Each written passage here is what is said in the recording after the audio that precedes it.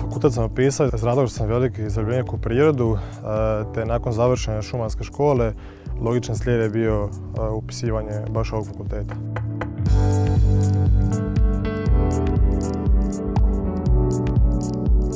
Na fakultetu mi se sviđa to što imamo puno terenske nastave, što imamo dosta laboratorijskih vježbi i što putem terenskih nastava upoznajemo Hrvatsku.